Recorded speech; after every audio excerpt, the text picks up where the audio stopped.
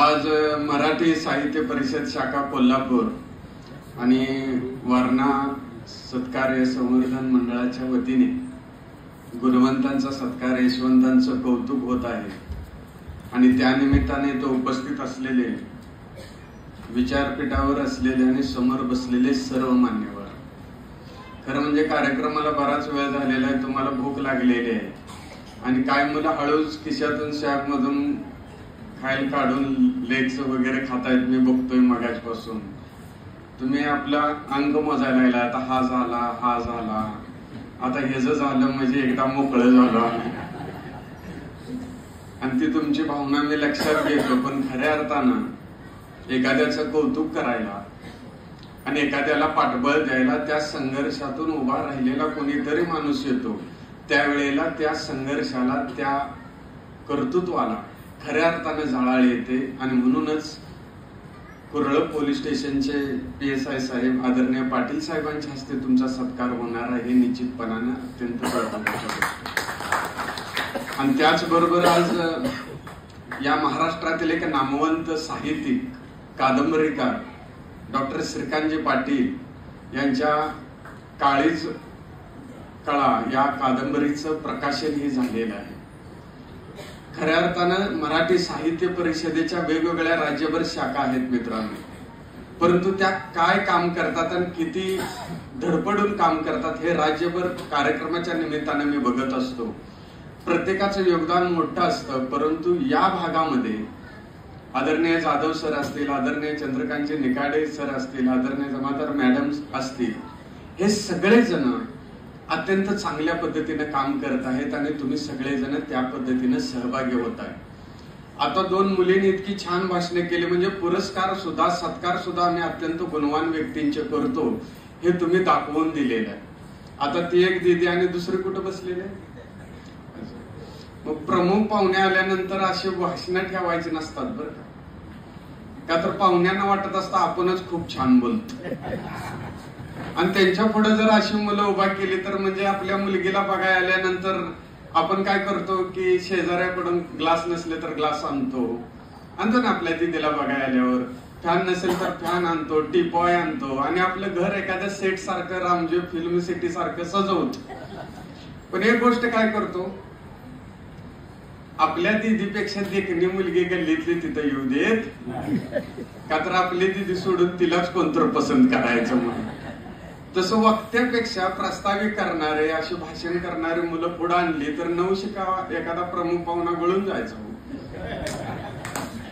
कारण त्या दिदीनं सांगितलं की माझं वडील मिस्त्री आहेत, बाळा तुझ्या वडिलांनी अनेक घरं उभा केली असतील पण तू शब्दाचा ताजमहल उभा केला असेल. अगोदर जी दिदी बोलली ती इतकं छान एक लयबद्धपणा होता, शब्दामध्ये सामर्थ्य होतं, ते शब्दाचे भाव चेहऱ्यावरती प्रकटत होते.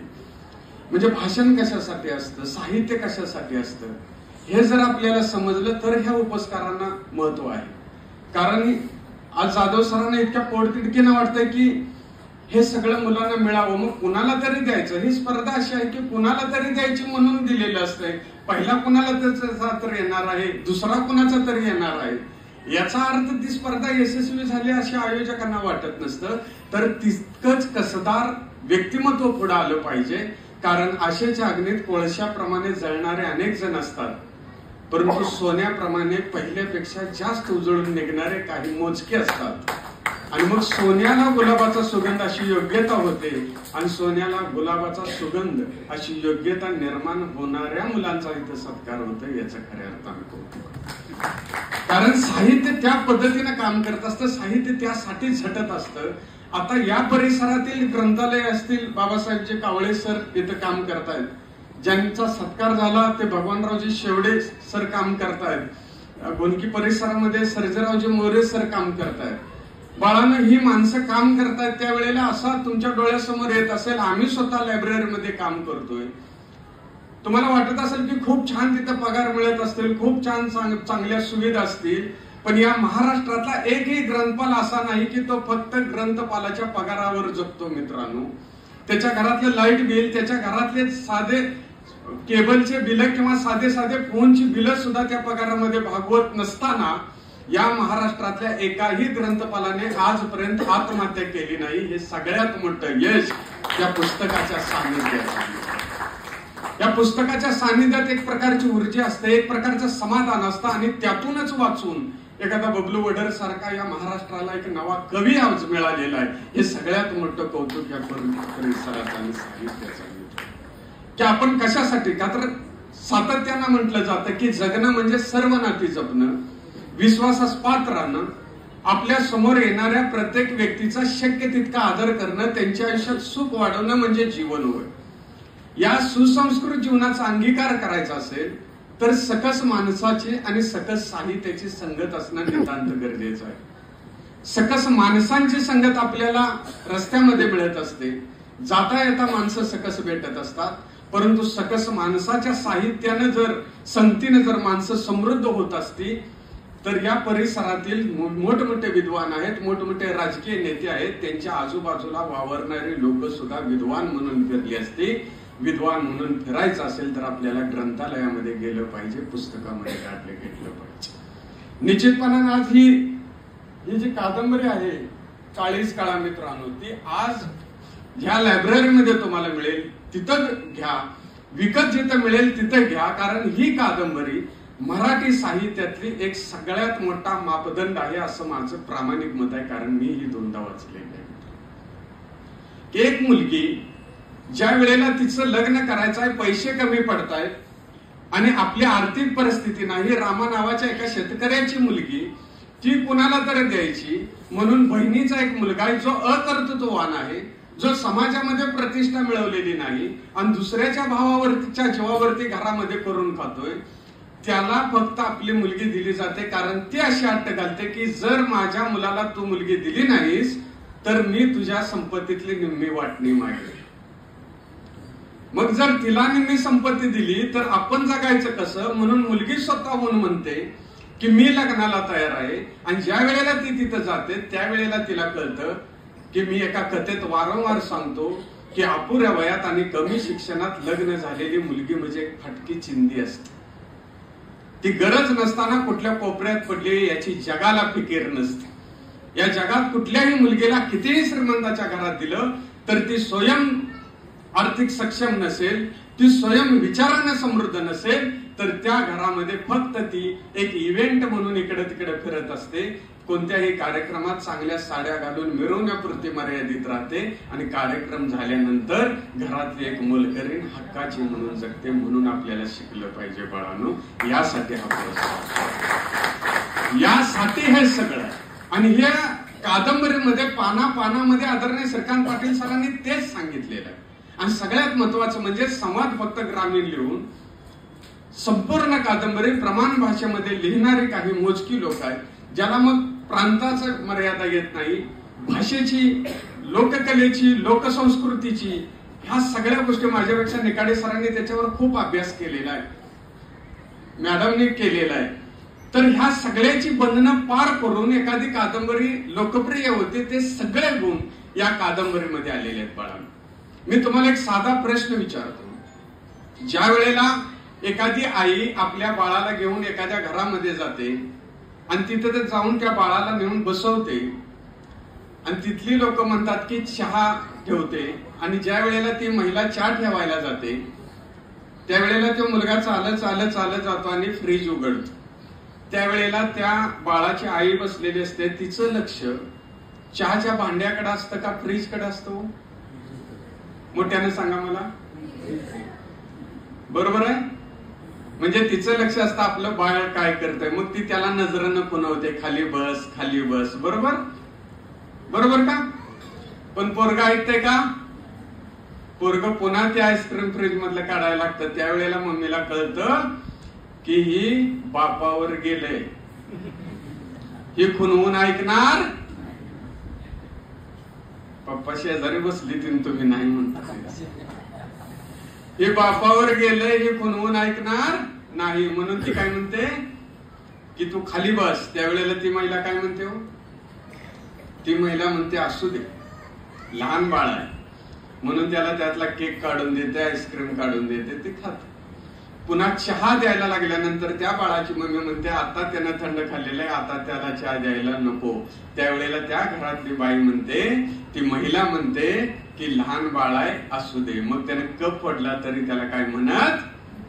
मग आता मला एक सांगा की ते बाळ खरंच गोंडस आहे, तिला आवडत आहे म्हणून ते सगळं सहन करते का तिची मम्मी तिथं आहे म्हणून?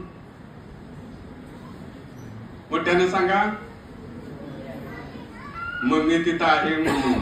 आजोबा बरोबर एखादा नातू रस्त्यानं निघाला तर सगळ्या गावातली माणसं बाळा बाळा करतात का नाही? कोणी जाऊन चॉकलेट आणून देतो, दुकानदार सुद्धा बरणीतलं चॉकलेट देतो. मग रस्त्याने एखादं बाळ निघाल्यावर कोण त्याला बाळा बाळा केलंय का? हो केलंय का? दुकानदारा पुढे हात पुढे केल्यावर त्यानं बरणीतलं कधी चॉकलेट दिलेलं बघितलंय का? तर तिची आई, तिची आजी, तिची आजोबा सोबत असेल तर ते बाळ आहे, नाही तर ते काय आहे? कार्ट म्हणतात. म्हणजे बाळाचं कार्ट कधी होतं? जेव्हा आई सोबत नसते, आजोबा सोबत नसतो, आजी सोबत नसते. मग आई शिवाय, आजोबा शिवाय, आजी शिवाय ते पोरग गावामध्ये फिरत असताना कुणाच्या घरामध्ये गेल्यानंतर त्यानं नजर टाकल ती वस्तू त्याच्या हातात मिळण्याची शक्यता आहे का? आता एका सुरात मोठ्यांनी सुद्धा सांगितलं की नाही म्हणून, पण मिळू शकतं जर आईची, आजोबाची आणि आजीची जागा घेणार कुणीतरी निर्माण झालं तर. मग आयुष्यभर आई सोबत फिरणार आहे का? आयुष्यभर आजोबा सोबत घेऊन फिरणार आहे का? आयुष्यभर आजी सोबत घेऊन फिरणार आहे का? मग आई, आजी, आजोबाची जागा जगात दोनच व्यक्ती घेऊन, दोनच प्रकार घेऊ शकतात, आणि ते म्हणजे त्याच्यातलं ज्ञान आणि त्याच्यातली कला. ह्या दोन गोष्टी जर त्या माणसाकडे दोन्हीतली एक आली की आई सोबत असल्यागत जगभर तो सन्मानाने फिरू शकतो. तो नजर टाकेल ती वस्तू त्याच्या पुढे उभा राहते. आज PSI साहेबांनी नुसती नजर टाकली तर बाटली त्यांच्या समोर उभी राहते का नाही? येते का नाही? का म्हणते उठून घ्या? आई सोबत आहे का त्यांच्या? आजोबा सोबत आहेत का त्यांच्या? म्हणजे आईची आणि आजोबाची जागा घेणार कर्तृत्व त्यांच्या सोबत आहे, म्हणून हा पुरस्कार असतो. की आपल्याला कुणीतरी मी याचा मित्र आहे, मी याचा कार्यकर्ता आहे, मी याच्या सोबत फिरतोय, असलं दळभद्रे आयुष्य जगण्यासाठी आपला जन्म झालेला नाही. तर या जगामध्ये माझं म्हणून एक वेगळा आवाज आहे, वेगळा संस्कार आहे, वेगळा चेहरा आहे, आणि तो घेऊन मी या जगामध्ये फिरणार. आपल्यासारखा आवाज दुसरा कोणाचा आहे का? आपल्यासारखा विचार जगामध्ये कोणाचा आहे का? आपल्यासारखं व्यक्तिमत्व जगात कोणाचं आहे का? मग आपण कुणाच्या तरी आधारावर जगण्याचं, कुणाचं तरी अनुकरण करण्याचं स्वप्न बाळगून आपण दळभद्रे आयुष्य जगण्यासाठी नसतं, तर गर्दीतला एक म्हणून जन्माला आलोय, पण मरताना आपल्या भोवती गर्दी केल्याशिवाय मरणार नाही, यासाठी आपला जन्म होतो. आणि त्यासाठी रक्ताचं पाणी, ध्येयाची आराधना आणि तत्वाची साधना करायची. की आपण कुणाचं तरी कोण आहे म्हणून जगामध्ये ओळख मिळता कामा नये. आपण गेलो ना, आता कुणाच्या कार्यक्रमाला जाताना आपले वडील काय करतात? मित्राला फोन करतात का नाही? अरे त्याचा बर्थडे आहे, आपण त्याच्या बर्थडेला जाऊया म्हणून करतात का नाही फोन? लग्नाला जायला मित्रांना फोन करतात का नाही? की बाबा चल आपण जाऊया म्हणून. मग मी तेच करते का नाही? आणि दोघी घेऊन घेतल्याशिवाय जाते का? कधी गेलेली बघितलं एकटी? ती कधीच जाऊ शकत नाही. आपला बाप सुद्धा कधीच जाऊ शकत नाही. कुणाचं वारलेलं असेल त्याला भेटायला जाताना सुद्धा तो घरातनं आधी फोन करतो मित्राला, आधी तो आलाय का मग जातो. का? तर याचं एकमेव कारण म्हणजे स्वतःवरचा विश्वास नसणं आहे. की मी एकटा गेलो तर त्या लग्नामध्ये मला सन्मान मिळेल, मी एकटा गेलो तर वारलेल्या ठिकाणी सुद्धा 4 लोक बाजूला सरून मला बसायला जागा देतील, त्यासाठी 4 लोक घेऊन गेलो तरच मला किंमत मिळेल. ही जी असुरक्षितेची भावना आहे ती जर घालवायची असेल तर त्याला एकमेव औषध म्हणजे ग्रंथालय आहे. पुस्तकाच्या बळावर माणूस समृद्ध होतो, पुस्तकाच्या बळावर माणूस विचारी होतो, आणि मग तो नम्र होतो, पण घाबरट होत नाही. त्याला कळतं या जगामध्ये आपण कसं वागलं पाहिजे, कशा पद्धतीने आपण जगलं पाहिजे. आता आपली मम्मी हळदी कुंकवाला निघाली, लगेच उठली गेली असं होतं का? होतं का? म्हणजे असं डोळ्या पुढे आणू नका नटल्या बिटल्या, ते असं भाकरी बाडवायला लागल्या, केस पिटायला लागली, ती अशी भूतागत दिसत. परवा एका कार्यक्रमाला मम्मी आलत्या, हाय बघा युट्यूबला टाकलंय मी, आमची पाऊस आला तुम्हाला सांगतो, त्या मम्मीची पोरच भिली, मी कोणाच्या मांडीवर बसलो, सगळा मेकअप गेला पावसात. बरं ते फेरन लावली काय ती कुणाकडनं मागून आणते का हो? तुम्हीच आणलेली असती का नाही? मग ती कशी घेते, तिला काय माहिती आल्या भट कशी लावते, ती काय करते, हापूस आंबा पिळावा तसं पिळती, आणि इथं बसर मोरा, इथं बसर मोरा, उत्तप्पाच्या भांड्यावर आंबलेलं वातावरण तसं सगळं तोंडाला लावून कैटरीना कैफ कशी दिसते, मी कशी दिसते. आता मला एक सांगा, आपली मम्मी जर कैटरीना कैफ असती तर आपल्या मम्मीनं हा येऊन नवरा निवडला असता का? आता घरी गेल्या बाळानं विचारायचं बरं का पप्पाला, मम्मीला म्हणायचं, मम्मी तू जर कैटरीना कैफ असतीस तर तू ह्यो जॉनी लिव्हर निवडला असतास. बरं हे सगळेच निघालेले असतात, पण कुणाला कौतुक असतं का? आणि ह्या सगळ्या अशा निघाल्यावर ह्यांचंच बाळ कुठतर मातीमध्ये खेळत असतं, त्याच्या लक्षात येतं की आपली मम्मी कुठेतरी निघालेली आहे, तिच्या अंगावरती चांगली साडी आहे, चेहऱ्यावरती चांगला मेकअप आहे, गळ्यामध्ये चांगलं सोनं आहे, म्हणजे निश्चितपणाने ती कुठेतरी चांगल्या ठिकाणी निघालेली आहे. आणि तिच्यासोबत जर आपण गेलो तर आपल्याला एखादा जिलेबीचा तुकडा खायला मिळेल, करंजी खायला मिळेल, म्हणून ती पोरगं पळत येताना आपल्या आईला विलगताना म्हणतं, मम्मी मी येणार, मम्मी मी येणार. त्यावेळेला ती माऊली त्या बाळाला उचलून घेते आणि जवळच एखादा पाण्याचा हौद असतो, त्या हौदामध्ये आपला हात बुडवते, त्या बाळाच्या तोंडावरून फिरवते आणि आपल्या 5,000च्या, 10,000च्या, 2,000च्या, 100च्या, 150च्या, 200च्या साडीने, शालूने, पैठणीने त्या बाळाच्या तोंडावरून पदर फिरवते. त्यावेळेला त्या माऊलीला 2 तास नटलेल्याचं भान नसतं दिदीनो. त्यावेळेला त्या माऊलीला अंगावरच्या साडीचं, शालूचं, पैठणीचं भान नसतं दादांनो. तिला फक्त एवढंच माहिती असतं की आपल्या काळजाच्या तुकड्याला घेऊन आपण 4 बायकात जाणार आहोत. त्याला कोणी चांगला म्हणून कडेवर घेतला नाही तरी चालेल, त्याला कोणी देखना म्हणून त्याचे 2 पापे घेतले नाही तरी चालेल, पण किमान तो घाणेरडा आहे असं कोणी म्हणू नये, म्हणून ती माऊली आपलं 2 तास वाया घालवते. अगदी त्याच पद्धतीनं ही नवी पिढी उद्या वाया गेली असं कोणी म्हणू नये, म्हणून त्यांच्यावरती संस्काराचा आणि विचाराचा हात फिरवण्याचं काम आदरणीय जाधव सर आणि त्यांची कमिटी करते. आज तुम्ही जावा बँकेमध्ये म्हणा माझं खातं काढायचं, आजच प्रयत्न करा. ते म्हणतात आधार कार्ड आहे का, आधार कार्डावरलं नाव चुकलंय, पॅन कार्डवरलं नाव चुकलंय, तुम्हाला 1000 प्रॉब्लेम सांगणार पण खातं उघडू देणार. पण एकदा शिक्षण घ्या आणि असेंचर सारख्या कंपनीत कामाला लागा, टाटा सारख्या IT कंपनीत कामाला लागा.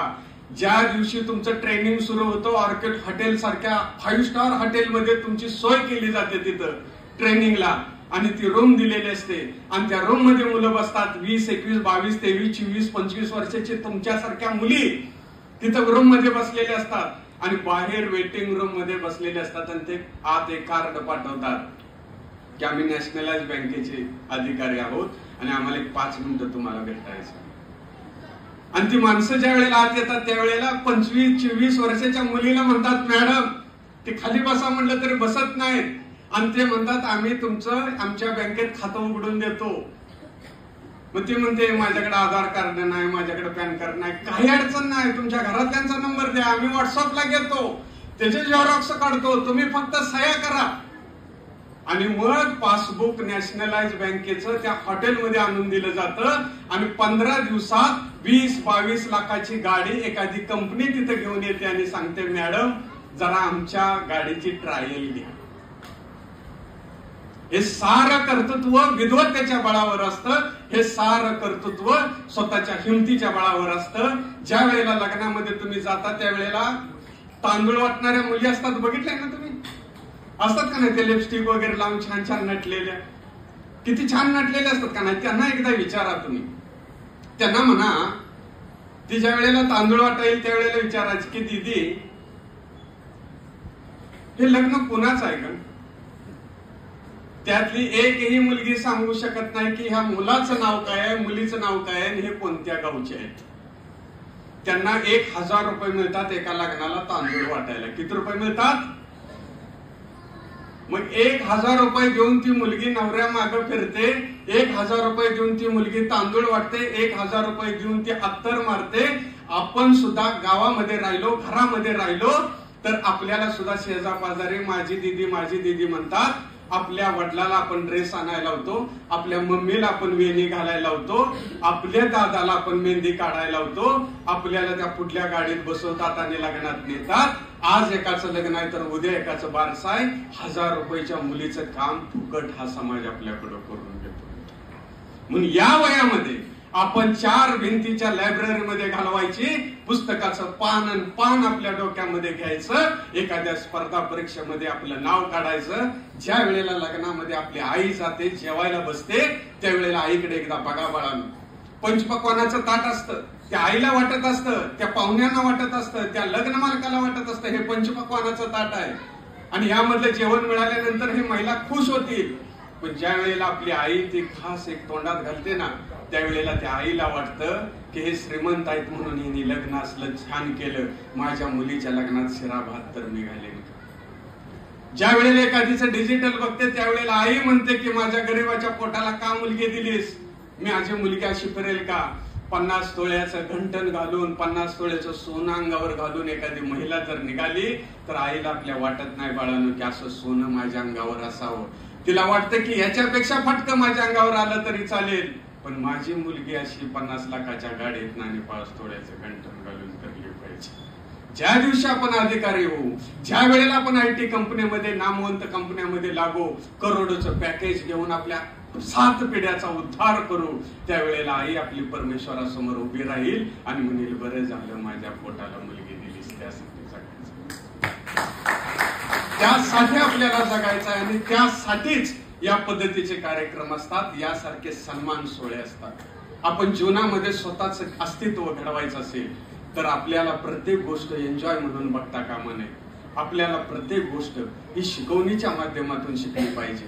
म्हणूनच साहित्याचं प्रत्येक पान आपल्याला काही सांगून जातं, अजूनही आपण अज्ञान आहोत हेच आपल्याला शिकवून जातं. स्तुती पाठकांना विद्वान, लाचारांना एकनिष्ठ आणि हंजीखोरांना नम्र म्हणण्याची विकृती दुनियाभर वाढत असताना माणसाला माणूस म्हणण्याची संस्कृती देणाऱ्या तात्यासाहेब कोरेंना मी मनापासून अभिवादन करतो आणि थांबतो.